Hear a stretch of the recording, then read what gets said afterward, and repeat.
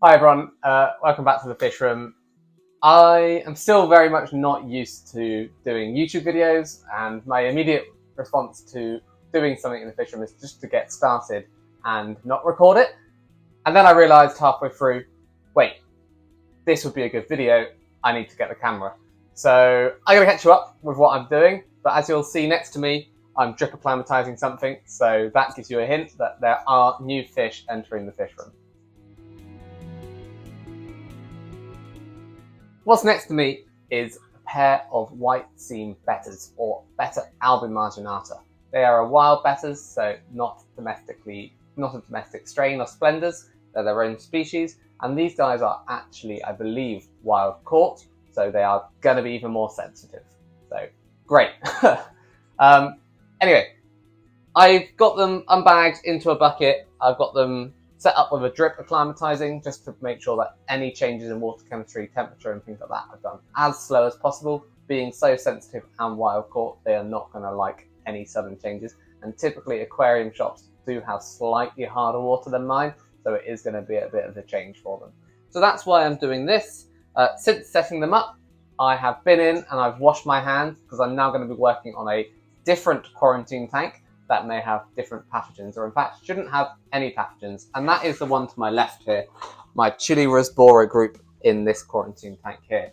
So they're going to be moved to their forever home today because they've been with me for over a month and have shown absolutely no signs of disease, and they're doing really well and colouring up beautifully. And you might have seen on my shorts that I actually took a load of limnophila trimmings from my Betta tank up here and placed them in the chilli rasbora tank.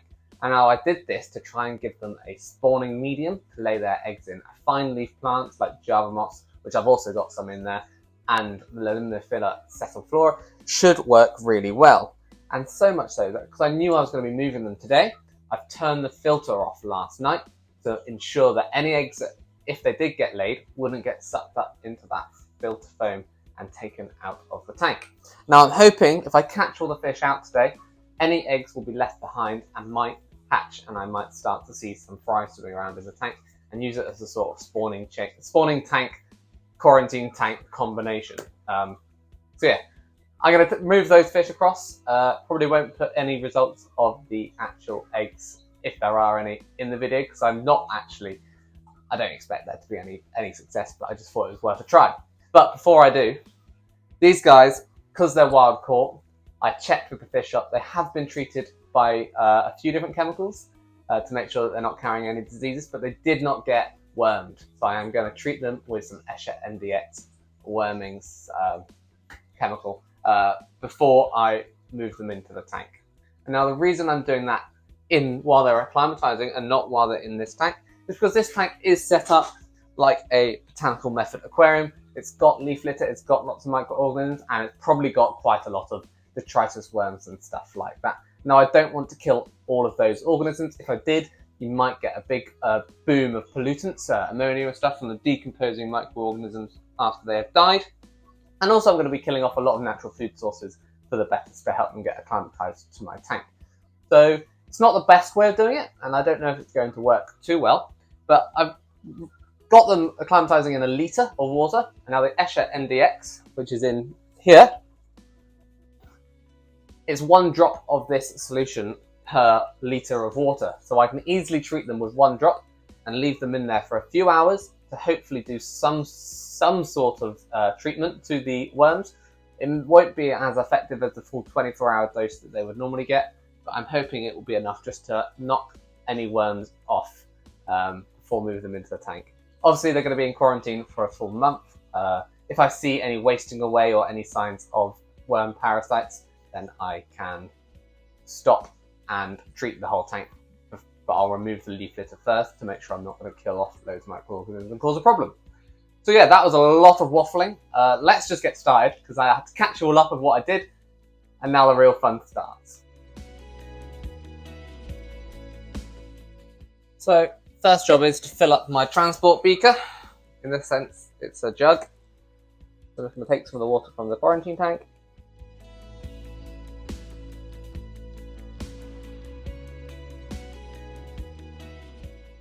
What if I could start the siphon? So the dense amount of floating plants is going to make it very, very difficult to catch these fish out. So I'm just going to remove some. I don't think many of the eggs are going to be up in the floating plants, but I'll put it all back when I'm done.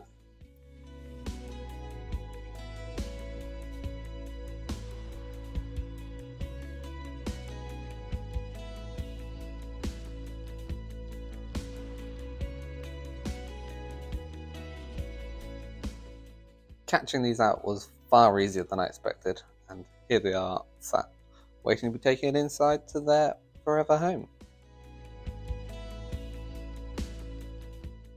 Now, as usual, I'm not going to add the water from the quarantine tank into the main tank, although it's absolutely fine and probably would be fine to do. It's just my practice, so I don't normally do that. Apologies for the glare. This is a nice sunny day, and yeah, I'll wait and film some later when the sun's gone in.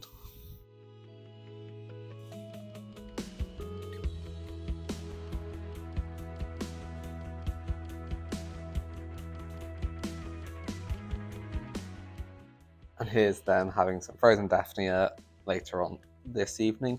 Yeah, I just thought I'd chop this in and show you how they are the same night after they move. And you can very easily see the established fish and the newbies because there is a stark difference in colour.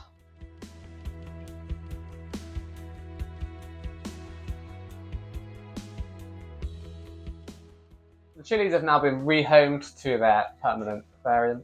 Hopefully they're going to settle in and get as bright as the males that I have in there already.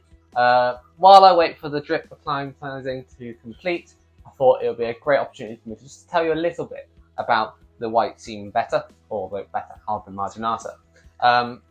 So yeah, these are a wild betta that are endemic to Borneo. There's a lot of amazing species found in Borneo. These guys are found in eastern Kalimantan East, something like that, which is the province of Borneo that they are found in. I cannot remember which river drainage it is off the top of my head, but I will put it on the screen for you. But basically, like most wild bettas, these guys need very soft, acidic waters to do well in captivity. That's where they come from. They come from the peat swamps, like many of the other species I look after, the licorice gouramis, the half-beaks, the chilli rasboras even. They all come from these sorts of habitats. So just like these bettas and many others, I need to make sure that the pH remains low. I think ideally below 6.5 is a good starting point, but probably lower if you really want to try and get them to breed, which obviously I would absolutely love to do, but it's not my main intention. First of all, I want happy, healthy, beautiful fish to fill my fish room with joy. That's the little bit about them. They only get to about, I want to say about 3 centimeters body length. Again, this is just off the top of my head. I've not done research because I wasn't necessarily planning on doing a video today. But if you would like to know more about this species, I am more than happy to do a full in-depth video focusing on them. So do let me know in the comments if that's something you'd be interested in, and I'm more than happy to do that for you all. This tank that they're going to go in is currently a quarantine tank. I'm still waiting to sort out my row of smaller tanks along here, which will be their home for future. But I don't have that home at the moment, and this quarantine tank will be absolutely fine for them for many, many months while I wait and set that one up. So yeah, that's why that's why I have the quarantine tank as botanicals, because I know most of the fish that I'm going to be buying love those sorts of environments, and to get them adapted to that environment as quickly as possible is great for me. You will notice though that the water in this tank looks a lot clearer and whiter, or not tannin stained, than most of my aquariums, even though there are leaf litters. That's because I did a fairly sizable water change a few times over the last few weeks without adding any more botanicals or tannins to the aquarium. I do find that actually you don't want to go immediately from crystal clear, harder waters of the shops into a full botanical method aquarium with that low pH, lots of tannins, lots of humic substances. So transition them into a tank with all of that decaying matter is step one. I will then slowly introduce the tannins and bring the pH down over time. Also, this tank has no backing on, so you can see my hand straight through the tank, which makes it look even lighter, but it also makes it very difficult to photograph these fish when they're in this tank And now because this tank is going to be their home for a few months rather than just 1 month while it's quarantined, I'm going to add a black background on just so I can take some better photos and better footage to share with you all while the fish are with me in this tank. So I'm going to go and stick that on because I'd rather do that while the fish are in the bucket, not while they're in the tank.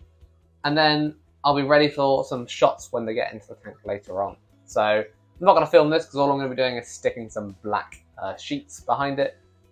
But the next time you see me and the fish room, the tank will look slightly different. So yeah, I'm going to do that and I'll be back.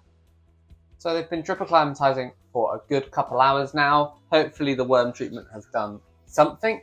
I never add the water from the bag into my tanks anyway. Obviously now it's got the dewormer in as well. I'm going to catch the fish out, strain them through a net, add them to the tank. So that's the next job. What I am going to do is just turn the tank light off and allow them to sort of settle in before I turn the lights on. I don't want to spook them any more than I have to.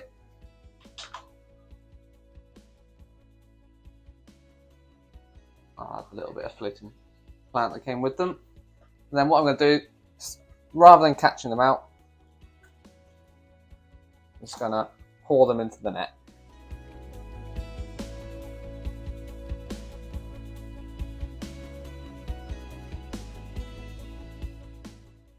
And in they go.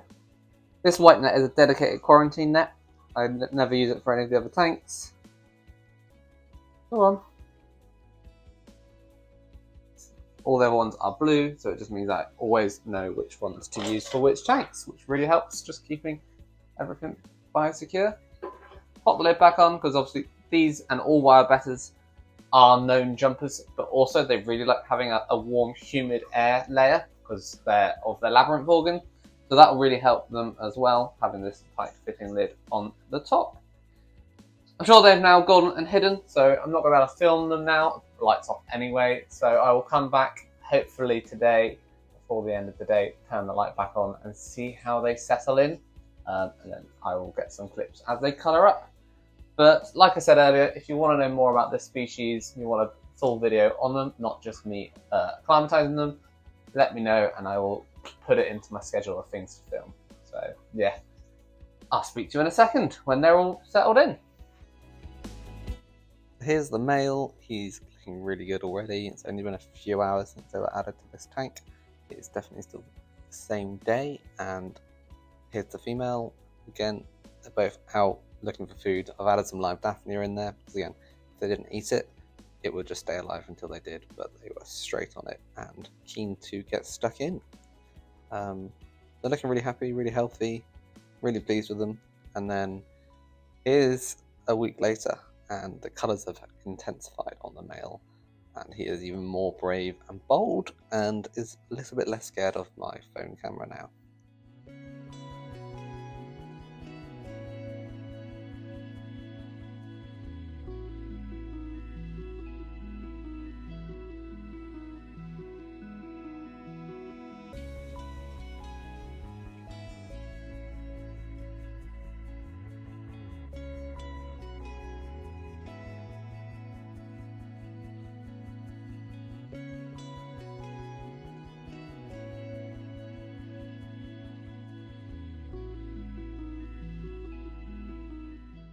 I'm finding watching these guys so relaxing.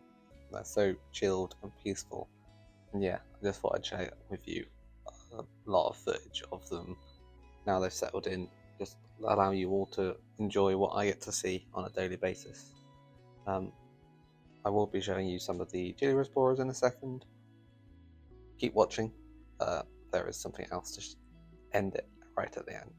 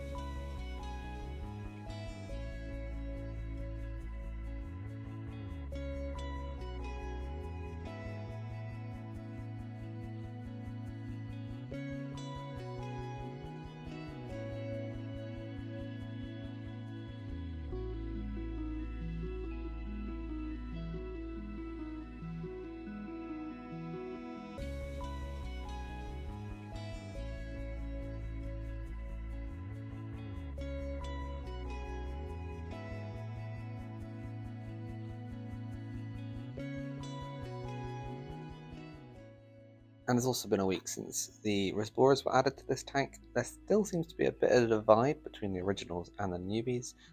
The new fish sort of shoaling on their own to the left of the tank, and the established brightly coloured fish are always in this position of the tank, like they always have been, waiting for food. They know that this is where I drop the food in, and so they congregate here for most of the day. So I just want to thank you all for watching, especially if you've made it this far into this video. I didn't put too much effort into this one, so it has been a bit of a rush job. And to say thanks, here is the male betta, which I think is now holding eggs already. It's been a week, and this morning just added this clip on to the end because, wow,